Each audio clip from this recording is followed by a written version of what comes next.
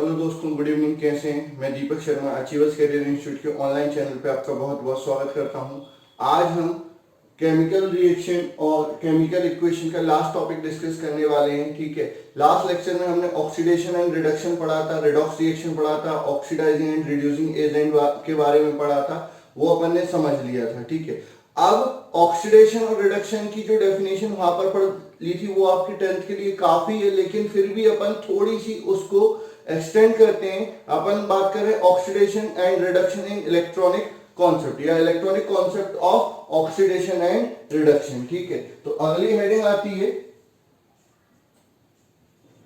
Electronic concept of oxidation and reduction. ठीक है, electronic concept of oxidation and reduction. सबसे पहले बात करते हैं oxidation. Oxidation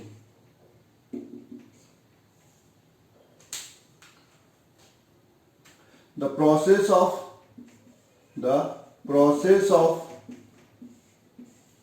losing or donating electron in chemical reaction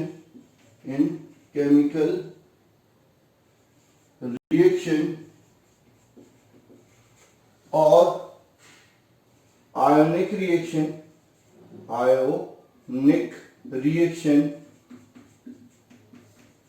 is known as oxidation, and the substance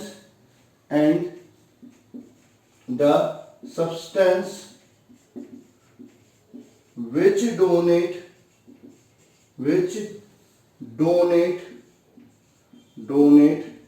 electron is known as reducing agent। ठीक है, reducing agent क्या है?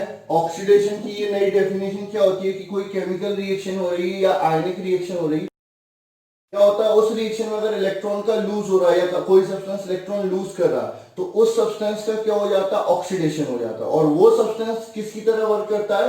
रिड्यूसिंग एजेंट की तरह वर्क करता है। जैसे आपने Zn ले लिया, ये क्या बना रहा है? Zn2+ बना रहा है और 2 इलेक्ट्रॉन लूज कर रहा है। ठीक है, तो the process of loss of electron is known as oxidation. किसने लॉस किए? जिंक ने लॉस किए। ठीक है, तो ये जिंक क्या हो जाएगा? ऑक्सीडाइजिंग एजेंट हो जाएगा। उसके अलावा Cl नेगेटिव ले लिया ट्वाइस, इसने क्या बना लिया? Cl2 बना लिया प्लस 2 इलेक्ट्रॉन निकाल दिए। तो यहां पर जो क्लोराइड आयन है वो आपका रिड्यूसिंग एजेंट है और ये जो प्रोसेस है क्या हो रहा है? ऑक्सीडेशन। किसका? क्लोराइड आयन का ऑक्सीडेशन हो रहा है। तो ये आपका हो गया ऑक्सीडेशन। ठीक है, उसके बाद अपन बात करते हैं रिडक्शन की। ठीक है, रिडक्शन की बात करते हैं तो क्या होता है? रिडक्शन क्या होता है? ऑक्सीडेशन का जस्ट अपोजिट प्रोसेस होता है। तो the process of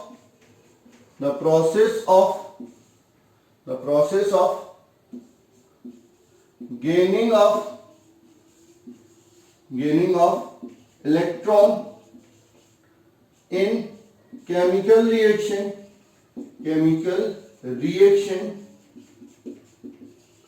or ionic reaction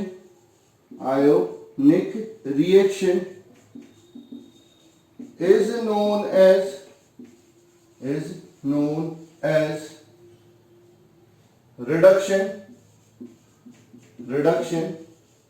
and the substance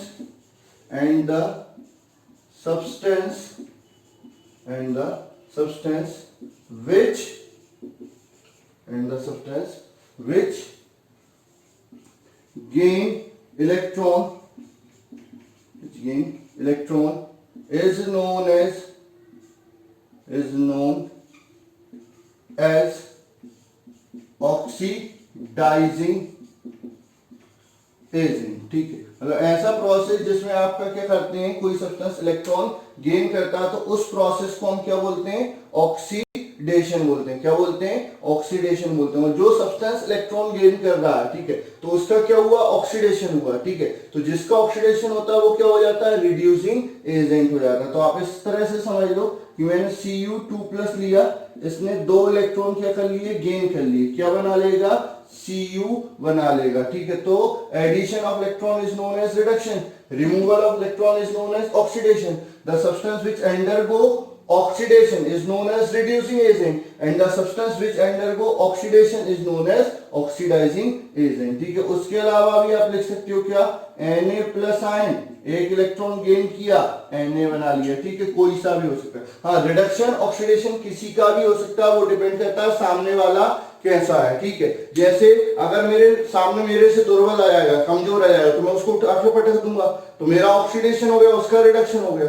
अब मान के चलो मेरे से पहलवान आ गया, ठीक है, तो क्या होगा, वो मेरे को उठा के पटक देगा, तो मेरा रिडक्शन हो जाएगा और उसका ऑक्सीडेशन हो जाएगा। तो वो डिपेंड करता है रिलेटिव स्ट्रेंथ पे। ऐसा नहीं है कि किसी का ऑक्सीडेशन हमेशा ऑक्सीडेशन होगा, किसी का हमेशा रिडक्शन होगा, वो डिपेंड करता है कि सामने कौन है, ठीक है। तो सामने अगर स्ट्रॉन्ग ऑक्सीडाइजिंग एजेंट है तो आपका ऑक्सीडेशन होना है, सामने वाले का रिडक्शन होना है। और सामने स्ट्रॉन्ग रिड्यूसिंग एजेंट है तो आपका रिडक्शन होना है और वो उसका ऑक्सीडेशन होना है। तो ये आपका इलेक्ट्रॉनिक कॉन्सेप्ट हो गया किसका, ऑक्सीडेशन एंड रिडक्शन का, ठीक है।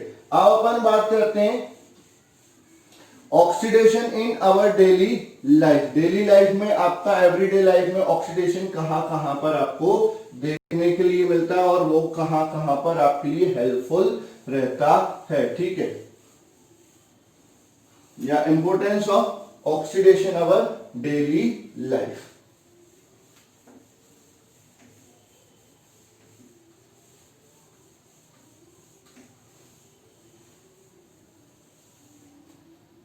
ठीक है, तो अगली हेडिंग अपन डिस्कस कर रहे हैं effect of oxidation in our daily life. Effect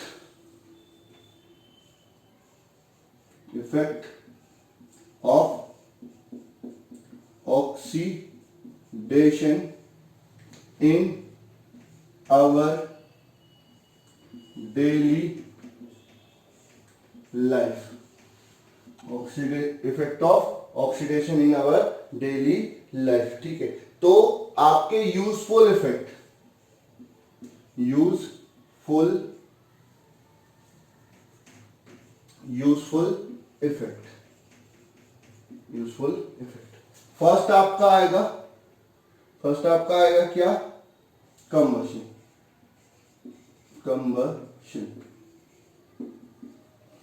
combustion क्या होता है, the process of burning of a substance in presence of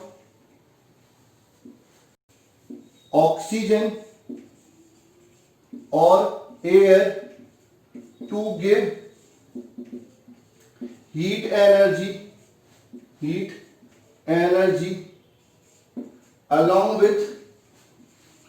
with carbon dioxide and or water vapor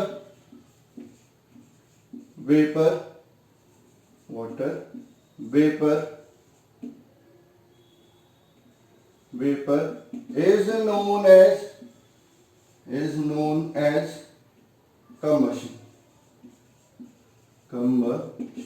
तो कंबशन क्या होता है कि जब कोई सब्सटेंस एयर और ऑक्सीजन की प्रेजेंस में क्या होता है, बर्न होता है, और वो क्या बनाता है, कार्बन डाइऑक्साइड और आपका वाटर बनाता है, साथ ही साथ क्या प्रोड्यूस करता है, हीट एनर्जी प्रोड्यूस करता है। तो ये भी क्या होता है आपका इसको क्या बोलते हैं, कंबशन कहते हैं। It is a type of oxidation, ठीक है, it is a type of oxidation. क्यों, क्योंकि इसमें भी आपका जो सब्सटेंस बर्न हो रहा है उसका क्या हो रहा है, ऑक्सीडेशन हो रहा है, ठीक है। एग्जांपल की बात करते हैं तो एग्जांपल में फर्स्ट आ जाएगा आपका बर्निंग ऑफ कार्बन, या combustion of carbon, burning of carbon और कंबशन ऑफ कार्बन, ठीक है। तो यहां पर क्या हो जाएगा C+O2, क्या बनाएगा, ये सॉलिड ले लिया, ये गैस ले लिया, तो क्या बना लेगा, CO2 गैस बना लेगा, ठीक है। दूसरा आ जाएगा कंबशन ऑफ मीथेन,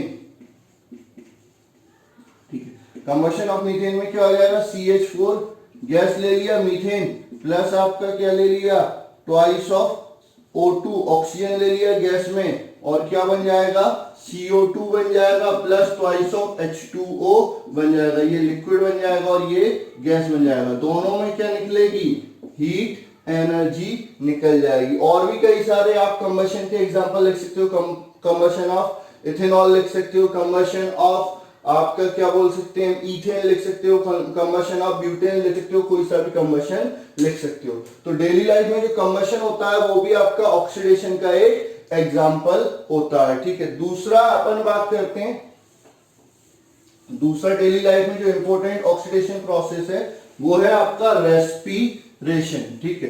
क्या होता है, रेस्पिरेशन। बायो में आप पढ़ोगे तो आपका जो रेस्पिरेशन होता है वो बहुत बड़ा प्रोसेस होता है, ब्रीदिंग अलग होता है, ठीक है। रेस्पिरेशन से जनरली बच्चे क्या समझते हैं, अभी तक के जो बच्चे हैं, छोटे छोटे बच्चे हैं जो ज्यादा नॉलेज नहीं रखते, वो रेस्पिरेशन का मतलब क्या समझते हैं, सांस लेना और छोड़ना। लेना और छोड़ना ये आपका रेस्पिरेशन नहीं है, ये आपका ब्रीदिंग है, ठीक है। ब्रीद इन ब्रीद आउट, ठीक है। तो इसको अपन क्या बोलते हैं, ब्रीदिंग बोलते हैं, सांस लेना और छोड़ना। रेस्पिरेशन बहुत बड़ा प्रोसेस होता है। तो दूसरा आपका यहां पर क्या जाएगा, रेस्पिरेशन, ठीक है। तो in respiration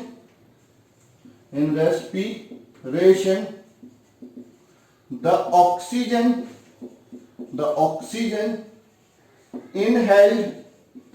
inhaled is absorbed by blood with the help of alveoli in lungs which supply to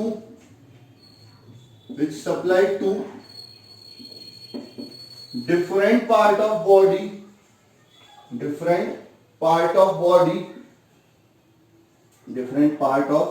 body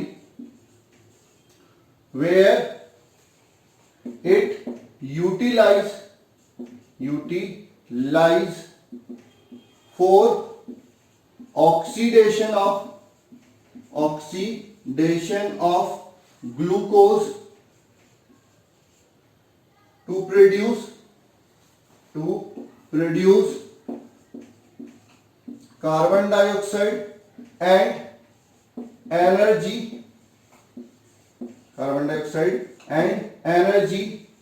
which is used by us or muscles in different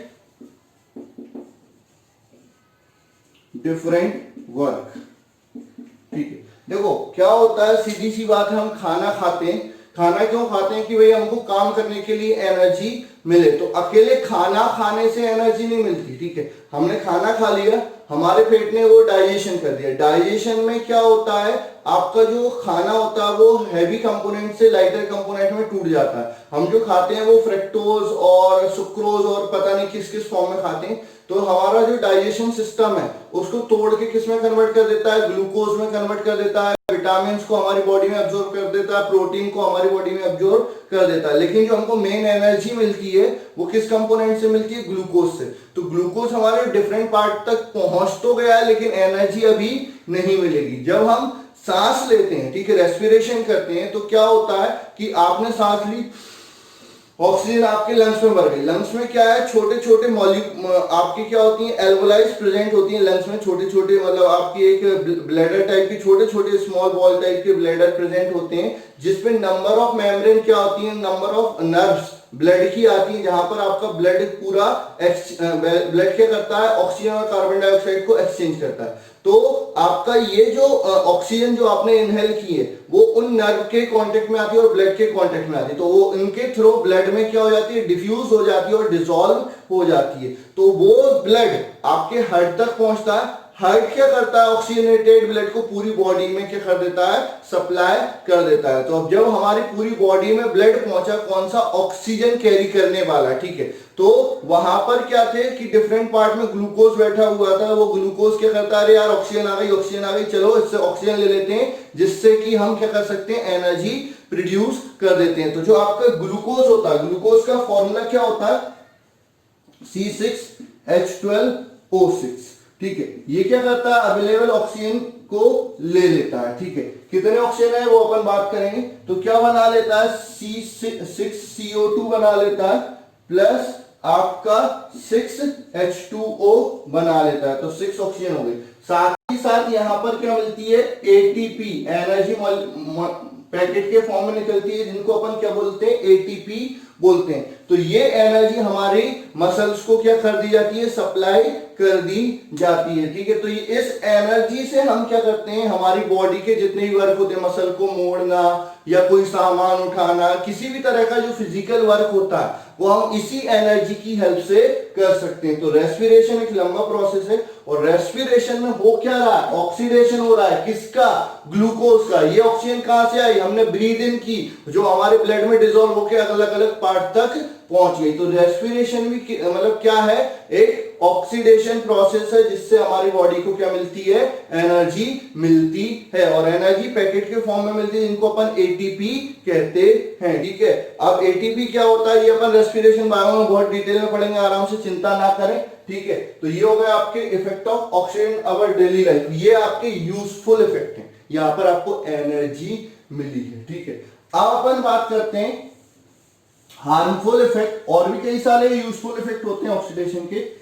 अब अपन थोड़ा सा डिस्कस कर लेते हैं harmful effect of oxidation in our daily life.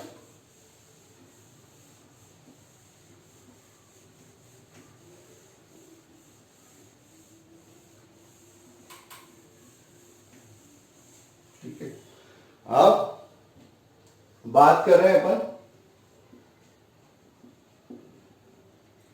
harmful effect of oxidation in our daily life, ठीक है। Daily life में oxidation का क्या क्या हार्मफुल इफेक्ट होता है। तो सबसे पहला जो हार्मफुल इफेक्ट होता है, कोरोजन। क्या होता है, कोरोजन, ठीक है। अब बात आती है कोरोजन क्या होता है, ठीक है। तो the process of slow eating up of metal surface by action of atmospheric gases or moist air is known as corrosion, ठीक है। या the slow decomposition of metal surface by the action of atmospheric gases और moist air is known as corrosion. आप किसी metal को open air में छोड़ दो, लंबे समय तक के लिए छोड़ दो, तो आप देखते हो कि धीरे धीरे उसकी सरफेस क्या होने लगती है, डैमेज होने लगती है। सबसे कॉमन एग्जांपल है आपका कोरोजन का रस्टिंग, ठीक है। फॉर एग्जांपल अपन बात करते हैं, एग्जांपल, ठीक है, रस्टिंग ऑफ आयरन, आयरन। तो आयरन को जब ओपन एयर में छोड़ देते हैं, ठीक है, तो आपका क्या होता है, वो आपका एयर यानी ऑक्सीजन और वाटर से कंबाइन होके क्या बना लेता है, आपका रस्ट बना लेता है। इसके कारण वो धीरे धीरे क्या होने लगता है, डैमेज होने लगता है। तो ये आपका जो रस्टिंग है, आपका वो क्या है, कौन सा प्रोसेस है, ऑक्सीडेशन होता है। ठीक है, तो इसके अलावा ऑक्सीडेशन अकेला मतलब ये आयरन का ही नहीं होता है, कॉपर का भी होता है। आपने देखा होगा कि तांबे के जो बर्तन होते हैं, अगर उनको लंबे समय तक एयर के या मॉइस्चर के कांटेक्ट में रख दिया जाए, तो वहां पर क्या होता है कि ग्रीनिश लेयर डिपॉजिट हो जाती है, हरी कलर की लेयर डिपॉजिट हो जाती है। इवन सिल्वर भी, सिल्वर का जो ऑक्सीडेशन है बहुत स्लो होता है, लेकिन उस पर भी एक ब्लैक कलर की लेयर डिपॉजिट हो जाती है। तो ये जो लेयर डिपॉजिट हो रही है किसकी, मेटल की सरफेस पे, ये आपका क्या कहलाता है, ऑक्सीडेशन यानी आपका कोरोजन कहलाता है। ठीक है, द डिकम्पोजिशन या eating away of metal surface by the action of atmospheric gases और air is known as corrosion. Corrosion का एग्जांपल क्या हो गया, रस्टिंग ऑफ आयरन हो जाएगा। ठीक है, अब अपन बात करते हैं रस्टिंग ऑफ आयरन को फैक्टर अफेक्ट करने वाले फैक्टर। ठीक है, factor affecting rusting of iron, first क्या आएगा, इम्प्योरिटी। ठीक है, इम्प्योरिटी, इम्प्योरिटी में क्या आएगा, due to presence of impurity, due to presence of impurity, rusting of iron takes place with faster rate। ठीक है, आपका क्या होता है कि आपका इम्प्योरिटी अगर प्रेजेंट है तो रस्टिंग क्या होगी, फास्टर रेट से होगी, तेजी से हो जाएगी। ठीक है, दूसरा आपका आएगा मॉइस्ट एयर।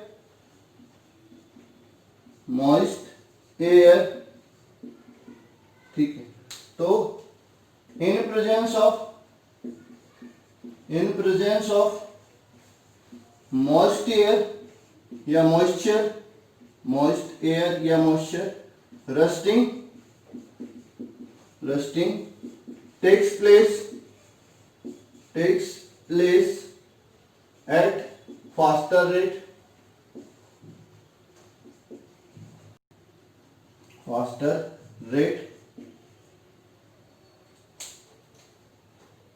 थर्ड आएगा presence of electrolyte.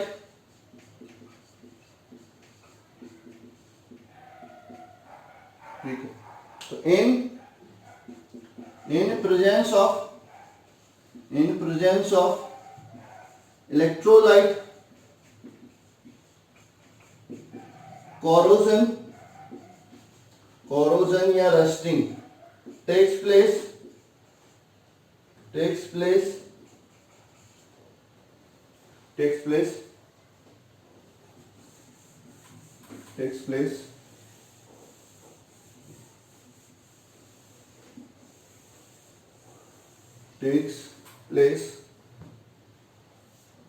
with faster rate। ठीक है, और चौथा आएगा आपका strain in metal। ठीक है, if metal have any strain, cut and scratch,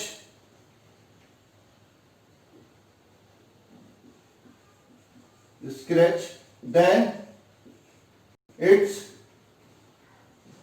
corrosion corrosion takes place more rapidly from there, ठीक है। अगर कहीं से मेटल मुड़ी हुई है यहाँ, या कहीं पर वो कटी हुई है, या कहीं पर उसका स्क्रैच है, तो जहां पर कॉर्नर होते हैं वहां पर रस्टिंग क्या होती है, जल्दी होती है। तो आपने कोई भी मेटल को ऑब्जेक्ट करना है कि रस्टिंग सबसे पहले कहां पर होती है, जहां पर अगर उसमें कोई कट लगा हो, यहां से कहीं से मुड़ी हो या कॉर्नर हो, तो उस जगह पर आपका कॉरोजन क्या होता है, ज्यादा होता है। तो ये आपके फैक्टर अफेक्टिंग क्या हो गए, कॉरोजन हो जाते हैं, ठीक है। अब अपन बात करते हैं method of prevention of corrosion. Method of prevention of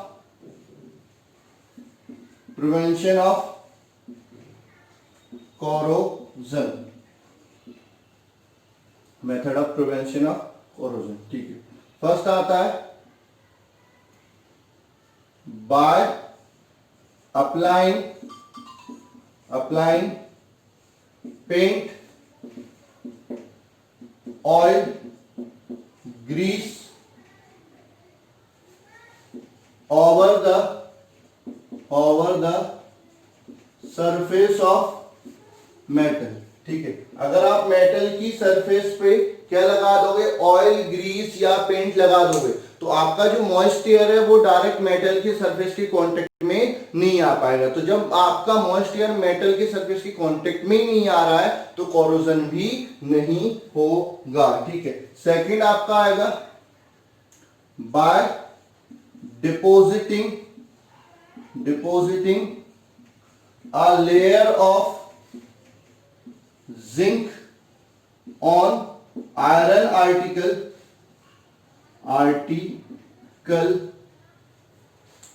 This process is known as galvanization,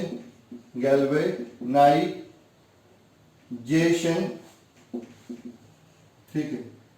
in this due to this zinc get oxidized instead of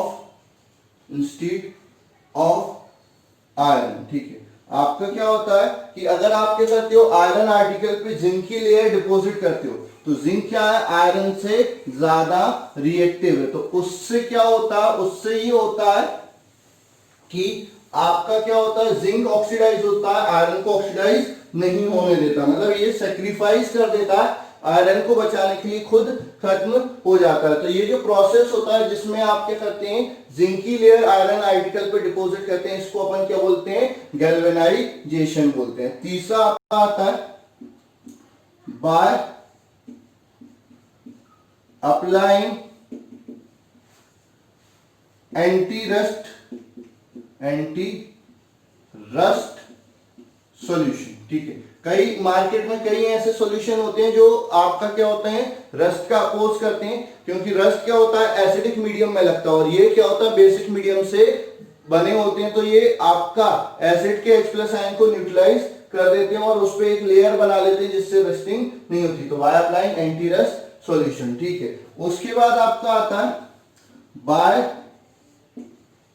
making alloy, दो या दो से ज्यादा मेटल को क्या कर दो, मिक्स कर दो, तो ऐसा कॉम्बिनेशन भी बनता है जिसका रस्टिंग नहीं होता। जैसे आपका स्टेनलेस स्टील है, वो रस्ट फ्री रहता है, उसका रस्टिंग नहीं होता, ठीक है। कभी कभार ही, मतलब बहुत रेयर होता, रस्टिंग रेट ना के बराबर हो जाता है, ठीक है। तो मेकिंग अलॉय, ठीक है। Applying anti rust solution by depositing a layer of zinc over iron article, इसको क्या बोलते हैं, गैल्वेनाइजेशन बोलते हैं। By applying paint, oil, grease over the surface of, तो ये आपका कॉरोजन हो गया। फैक्टर अफेक्टिंग कॉरोजन पढ़ लिया, कॉरोजन का एग्जांपल पढ़ लिया, और कॉरोजन से प्रिवेंशन के मेथड भी पढ़ लिए, ठीक है। अब जो लास्ट टॉपिक आपका बचा है इसमें, जो हार्मफुल इफेक्ट में आपका चैप्टर का भी लास्ट टॉपिक है, वो है आपका रेंसिडिटी, ठीक है। रेंसिडिटी सबने डेली ऑब्जर्व किया है, लेकिन नाम ऐसा है कि आधे बच्चों को होश उड़ रहे होंगे सर ये क्या होता है, रेंसिडिटी। तो अगली हेडिंग आपकी जो आती है वो क्या आती है, रेंसिडिटी आती है। ठीक है, रेंसिडिटी क्या होती है, रेंसिडिटी। रेंसिडिटी क्या होती है, कुछ नहीं होता। क्या होता है, जैसे अपन खाना खाते हैं तो जो खाना होता है अगर उसको लंबे समय तक रख दें, ठीक है, तो क्या होता है, मतलब आप मान के चलो मैं आज सब्जी बनाऊं 4 दिन बाद आपको खाने को दूं, तो आप खाओगे नहीं, वो खाओगे, क्या बोलोगे कि ये खाना खराब हो गया। कई लोग मतलब शुद्ध हिंदी में बात करें तो ये बासा हो गया है, बुस गया है, सड़ गया है, खराब हो गया है, इसमें बदबू आ रही है, स्वाद बेकार आ रहा है, ये सारी चीजें अपन इसके साथ बोलेंगे। तो क्या होता है कि जो ऑक्सीडेशन है किसका, फूड आइटम का, वो उस पर डैमेजिंग इफेक्ट डालता है। कि अगर फूड आइटम का क्या हो जाता है, ऑक्सीडेशन हो जाता है, तो जो फूड है वो क्या हो जाता है, खराब हो जाता है। ठीक है, अगर फूड आर्टिकल का क्या हो जाता है, ऑक्सीडेशन हो जाता है, वो क्या हो जाता है, खराब हो जाता है। तो इसी प्रोसेस को अपन क्या बोलते हैं, रेंसिडिटी बोलते हैं। ठीक है, तो क्या होता है, oxidation has damaging effect on food article or eatable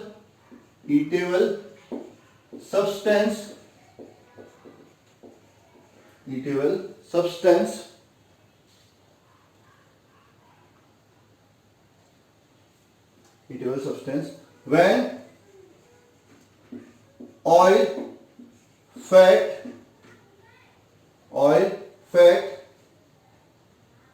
and different component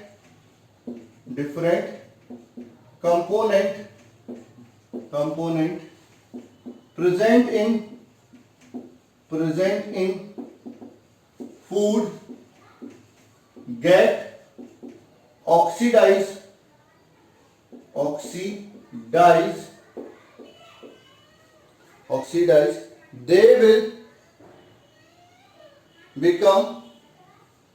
they will become rancid, hence change in smell and taste occurs due to which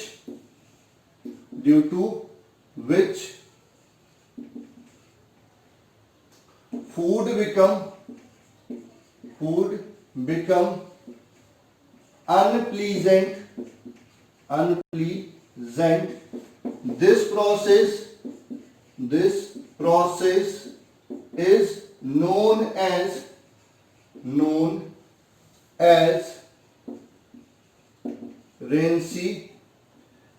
rancidity. क्या होता है आपका, सीधी सी बात क्या है कि अगर आपका खाने का ऑक्सीडेशन होता है तो ऑक्सीडेशन होना अच्छी बात नहीं है। खाने का ऑक्सीडेशन हमेशा हार्मफुल रहता है, वो उस पर क्या होता है, डैमेजिंग इफेक्ट डालता है, वो खाने को क्या कर देता है, खराब कर देता है। ठीक है, अब अगर खाने में आपका ऑयल है, फैट प्रेजेंट है, बटर है, या फिर आपका कोई मैग्रीन नाम का सब्सटेंस प्रेजेंट है, किसी में भी होता है, आलू वगैरह सब में ये सारी चीजें प्रेजेंट होती है, थोड़ा थोड़ा कंपोनेंट प्रेजेंट होता है। अगर इनका ऑक्सीडेशन होता है, इन सब कंपोनेंट का ऑक्सीडेशन होता है, तो इनसे क्या होता है, ये फूड जो होता है वो रेंसिड हो जाता है। क्या हो जाता है, रेंसिड हो जाता है। रेंसिड का पता कैसे चल गया कि रेंसिड हो गया, उसमें आपका जो स्मेल है वो चेंज हो जाएगी, उसका जो टेस्ट है वो चेंज हो जाएगा। आप खाने को सुनते हो बदबू आने लगती है, और क्या होता है, टेस्ट करते हो तो हे भगवान बचा ले, कभी ऐसा ना हो। तो इस चीज ही को ही हम क्या बोलते हैं, रेंसिडिटी बोलते हैं। यानी जो खाने का खराब होना है उसी को अपन क्या बोलते हैं, रेंसिडिटी बोलते हैं। ठीक है, अब बात आती है कि method of prevention of rancidity. तो सब अच्छे से जानते हैं क्या क्या किया जाता है। Method of prevention of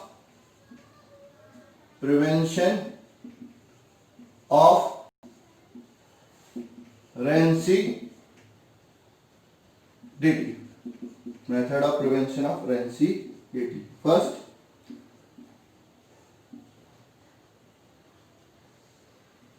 food making companies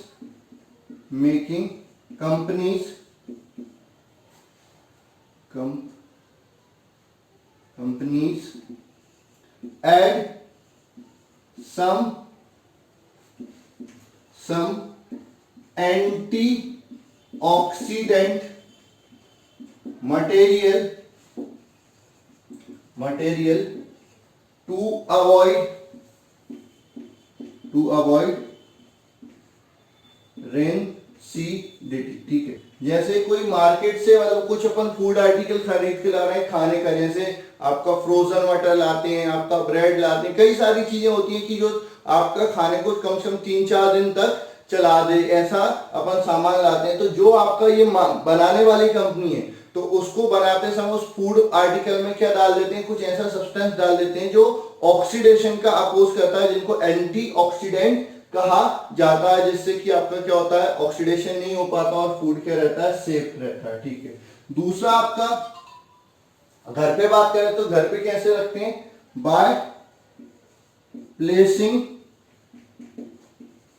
food article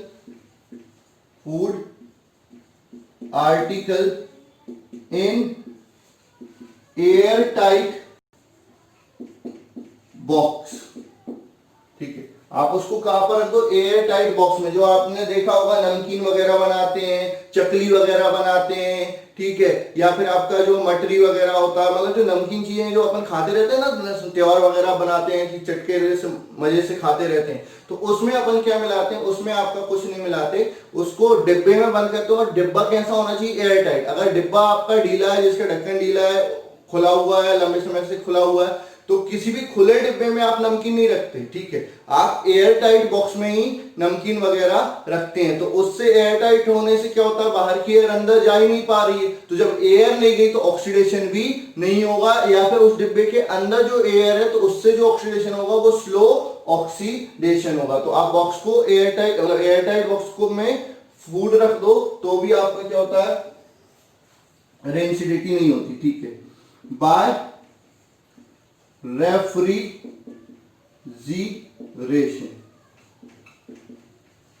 ये सबसे कॉमन है भाई। सब्जी बनाइए, खराब ना हो जाए, फ्रीज में रख देना। ठीक है, सब्जी खराब ना हो जाए, उसको क्या रख देना, फ्रीज में रख देना।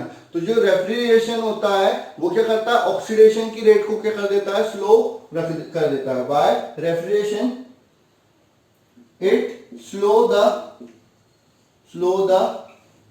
rate of oxidation, hence increase life of food article। ठीक है, उसके बाद और भी कई सारे मेथड होते हैं रेफ्रिजरेशन के, सॉरी फूड आर्टिकल को बचाने के लिए। ठीक है, अच्छा समझो, कच्चा आम आता है मार्केट में। ठीक है, कच्चा आम आता है, उसको कितने दिन तक आप रख सकते हो, तो सर कच्चे आम को 7, 8, 10 दिन, 15 दिन आराम से जाएगा, 15-20 दिन बाद वो खराब हो जाएगा। नहीं, कई सालों तक रखा जा सकता है। कैसे, in the form of pickles, अचार के फॉर्म में। अचार कभी खराब होता है, लंबे समय तक चलता है। आज अचार डाला, 1 साल बाद वही अचार खा रहे हैं, तो आम ही खा रहे हैं ना वो, तो कैसे बच गया, बाय मेकिंग पिकल्स। ठीक है, तो पिकल्स बचाने में या ऑयल के अंदर, ठीक है, आपका अचार क्या हो जाता है, बच जाता है। ठीक है, तो चौथा आता है by making pickles.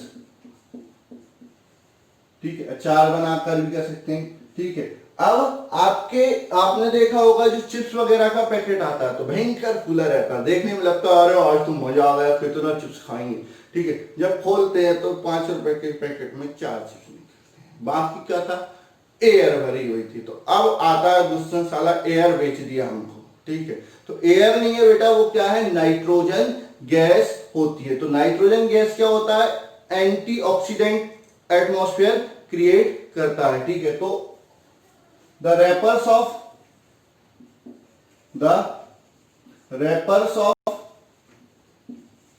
Chips and नमकीन, नमकीन को नमकीन ही बोलेंगे, नमकीन आर वॉश्ड नहीं, फ्लश्ड बाय नाइट्रोजन